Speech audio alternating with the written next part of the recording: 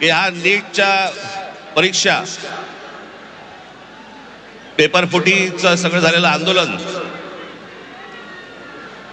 आणि त्याच्यानंतर आपल्या देशभरातल्या अनेक परीक्षेला बसलेल्या विद्यार्थ्यांनी आत्महत्या केल्या।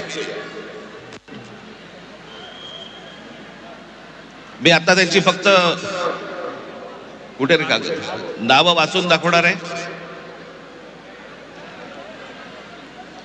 प्रदीप मेघवाल राजस्थान, ऋतिक मिश्रा उत्तर प्रदेश, सिद्धार्थ हेगड़े गोवा, भाग्यश्री कर्नाटक, अंशिका पांडे दिल्ली, उमेश माळी राजस्थान, रेणु मीना राजस्थान, रिया कुमार थापा उत्तराखंड, शिवानी यादव उत्तर प्रदेश, अनुकीर्तना तामिळनाडू, कहान पटेल गुजरात, आकांक्षा चतुर्वेदी मध्य प्रदेश, रीमा बेगम आसाम, मैथिली अशोक सोनवणे महाराष्ट्र, अवंतिका मौर्य मध्य प्रदेश, जतिन कुमार उत्तर प्रदेश, गोपिका तामिळनाडू, शेख सना तेलंगणा, वेंटी यनंथाम तामिळनाडू, सिमरन हरियाणा, रोशनी तामिळनाडू या 21 विद्यार्थ्यांनी या परीक्षा पेपर फुटीनंतर आत्महत्या केल्या। माझी आपल्याला सर्वांना नम्र विनंती आहे की आंदोलनाला यश आलंय, आपल्याला आपला उत्साह आपण सगळेजण इथे साजरा करूच, पण या आत्महत्या केलेल्या या विद्यार्थ्यांसाठी आपण 1 मिनिट आपण मौन धारण करू आणि शांत उभे राहू।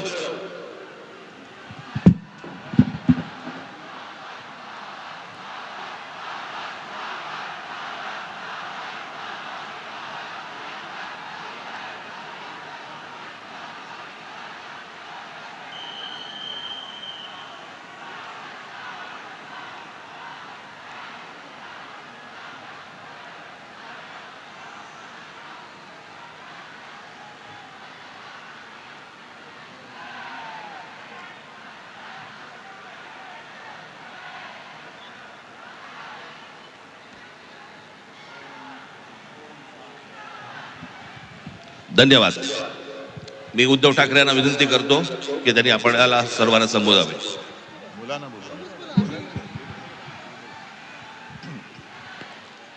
आज केवळ मी आपलं अभिनंदन नाही करत आहे, तर देशातल्या तमाम देशभक्तांना अभिवादन करत आहे। तसं पाहिलं तर आज कोणती निवडणूक कोणी जिंकलेली नाही, पण अंधभक्तांच्या विरुद्ध देशभक्त जिंकलेले आहेत। आणि ही संघर्षाची सुरुवात झालेली आहे। हा संघर्ष भाजप विरुद्ध भारत असा हा संघर्ष आहे। आणि या संघर्षामध्ये आपण सर्वजण जात पात धर्म पक्ष विसरून, होय मी भारतीय आहे, मी देशभक्त आहे, या एकाच भावनेने सहभागी झालात। आणि मी कालच म्हटलेलं आहे की एका झुरळाने हुकुमशहाला नमवलेलं आहे। हा खरा विष्णूचा अवतार आहे, हा खरा विष्णूचा अवतार आहे। आणि मला मोदीजींना सांगायचंय की मोदीजी, की आता तरी देशाकडे लक्ष द्या। ते तुमचे मंत्री त्यांचं काम सोडून पक्ष फोडण्यामध्ये बिझी आहेत, त्यांना म्हणा आता देशाचं काम करा। कारण अर्थमंत्री आपल्या निर्मलाबाई घसरत्या रुपयाबद्दल बोलत नाहीत, महागाईबद्दल बोलत नाहीत, पण पेपर फुटीचे फायदे समजून सांगतायत। राजनाथ संरक्षण मंत्री देशाच्या संरक्षणाची बोंब, पण धर्मेंद्र प्रधानच्या संरक्षणासाठी पुढे आलेले। आपले खड्डा मंत्री नाही, रस्ता मंत्री, ते इथेनॉल वरती बोलतायत। हा पुढचा विषय नक्की आहे। इथेनॉलवरती बोलतायत ते. आणि मोदींना मला सांगायचंय की तुम्हाला तुमच्या लाडक्या धर्मेंद्रला मंत्रिमंडळातून काढताना किती यातना झाल्या, त्याहीपेक्षा जास्त यातना हे आता आपण ज्यांना श्रद्धांजली वाहिली त्या मुलांच्या कुटुंबियांना, त्या मुलांनी जेव्हा जीव दिला तेव्हा झाल्या आहेत. या यातना आम्ही विसरू शकत नाही, विसरणार नाही. फक्त एकच विषय की ठिणगी आता पडले, देशभर वणवा पेटलेला आहे. लगेच आम्हाला विचारतात काय हो, निवडणुकीला 3 वर्ष आहेत, निवडणुका गेल्या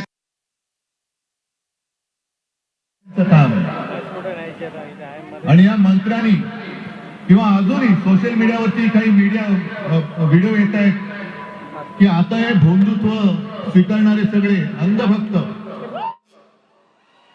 मुलांना धमक्या देत आहेत. त्यांचे व्हिडिओ करा आणि पोस्ट करा, जिथे सापडतील तिकडे त्यांना खरं हिंदुत्व शिकवा, राष्ट्रभक्ती शिकवा. असो, जास्त भाषण करण्याची वेळ नाही, कारण कधी कधी शब्दांपेक्षा कृती ही जास्त महत्वाची ठरते. आणि खरोखर या तरुणांनी म्हणजे तुम्ही सगळ्यांनी देशाच्या इतिहासामधलं एक सुवर्ण पान लिहिलेलं आहात.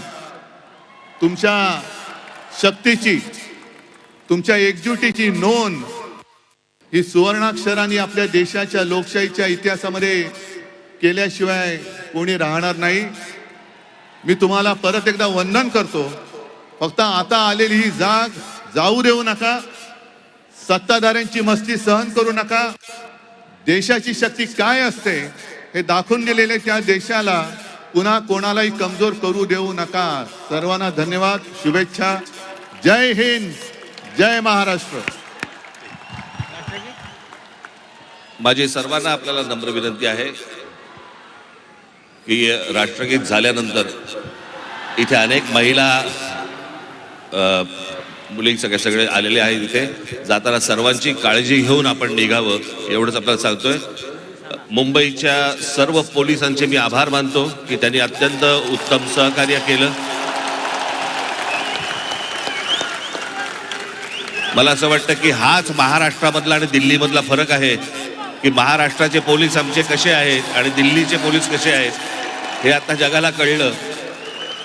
त्यामुळे पोलीस संपूर्ण यंत्रणेचे आम्ही आभार मानतोय. धन्यवाद.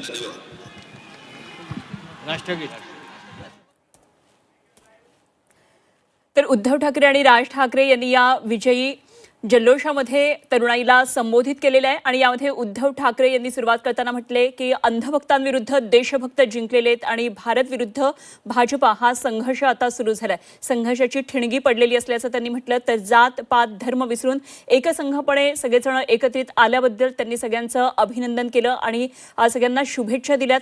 तर एका झुरानं हुकुमशहाला नमवलं असल्याची त्यांनी टीका केलेली आहे. आणि त्याचप्रमाणे मोदी सरकारमधील जे मंत्री आहेत ते एकंदरीतच देशामध्ये राजकारणामध्ये व्यस्त आहेत, पक्ष फोडण्यामध्ये व्यस्त असल्याची त्यांनी टीका केलेली आहे. रुपया घसरतोय, महागाई वाढतीये, मात्र अर्थमंत्री आहेत त्या पेपर फुटीवर बोलतात. त्याचप्रमाणे संरक्षण मंत्री राजनाथ सिंग यांच्यावर सुद्धा त्यांनी टीका केलेली आहे. तर गडकरींचं नाव न घेता उद्धव ठाकरे यांनी टीका केलेली आहे आणि पुढचा मुद्दा हा असणार असल्याचा एक प्रकारे त्यांनी इशारा सुद्धा दिला. आणि त्यामध्ये त्यांनी रस्ते मंत्री म्हणण्याच्या आधी खड्डे मंत्री असं म्हटलं होतं आणि ते इथेनॉलवर बोलतात, रस्त्यांचे खड्डे हा प्रश्न सोडून इतर गोष्टींवर बोलतात. अशा अनेक मुद्द्यांवर त्यांनी लक्ष वेधलं. तर देशाच्या इतिहासात तरुणांच्या या आंदोलनानं सोनेरी पान लिहिलं असल्याचं उद्धव ठाकरे यांनी म्हटलंय. तर या सगळ्या तरुणांना वंदन करण्यासाठी मी इथे आलेलो आहे आणि आता ही आलेली जाग जाऊ देऊ नका आणि असेच अलर्ट राहा असंही त्यांनी सांगितलं. मोठ्या संख्येनं आज मुंबई शहर उपनगरामधून तरुणाई आज शिवाजी पार्कवर लोटलेली आपल्याला पाहायला मिळते. जय भवानी. राष्ट्रगीत झालेलं आहे मात्र अजूनही तरुणाई तशीच रस्त्यावर उभी आहे. या ठिकाणी ही तरुणाई अजूनही हलायला तयार नाही. एक वेगळा उत्साह खरं तर या सगळ्या जय तरुणाईमध्ये आज पाहायला शिवाजी! मिळतोय. जंतर मंतरवर जे तरुणाईंनी आंदोलन छेडलेलं होतं, 36 दिवसांपासून त्यांचा जो लढा सुरू होता, त्या लढ्याला अखेर काल यश आलं आणि शिक्षण मंत्री धर्मेंद्र प्रधान यांनी आपल्या पदाचा राजीनामा दिला. त्यानंतर एकच जल्लोष संपूर्ण देशभरामध्ये या तरुणाईनं व्यक्त केला आणि तोच जल्लोष साजरा करण्यासाठी आज उद्धव बाळासाहेब ठाकरे पक्ष आणि मनसेनं हाक दिलेली होती. या हाकेला साथ देत अवघी तरुणाई आज मुंबईमध्ये छत्रपती शिवाजी पार्क या ठिकाणी मोठ्या प्रमाणामध्ये जमलेली होती. तर राज ठाकरे यांनी पोलिसांचे आभार मानलेले आहेत. दिल्ली आणि महाराष्ट्रातल्या पोलिसांचा हा फरक स्पष्ट दिसतो असं म्हणत त्यांनी मुंबई पोलिसांचं अभिनंदन केलं आणि आभार मानले त्यांच्या सहकार्यासाठी. तर मोठ्या प्रमाणामध्ये तरुणाई सध्या या ठिकाणी जमलेली आहे. उद्धव ठाकरे, राज ठाकरे यांनी या तरुणाईला संबोधित केलं आणि निश्चितच हा कुठल्याही पक्षाचा अजेंडा नाहीये, पुन्हा एकदा त्यांनी यामध्ये सांगितलं. राजकारणावर काही भाष्य न करता या तरुणाईचे प्रश्न सोडवण्यासंदर्भात आणि ज्या मुलांनी नीट परीक्षा, पेपरफुटी या सगळ्या प्रकरणामध्ये आत्महत्या केली त्यांना या ठिकाणी 1 मिनिट मौन पाळून श्रद्धांजलीही अर्पण करण्यात आली. राज ठाकरे यांनी या आत्महत्या केलेल्या या मुलांची नावं वाचून दाखवली आणि त्यांना श्रद्धांजली अर्पण केली. आणि याच मुद्द्याला हात घालताना उद्धव ठाकरे यांनी सांगितलं, मोदींवर त्यांनी टीका केली. आपल्या मंत्रिमंडळातून काढताना, धर्मेंद्र प्रधान यांना काढून टाकताना मोदींना जितक्या यातना झाल्या त्यापेक्षा कित्येक तरी पटीनं अधिक यातना आत्महत्या केलेल्या त्या विद्यार्थ्यांच्या पालकांना झाल्या. अशा प्रकारे त्यांनी टीकासुद्धा मोदींवर केलेली.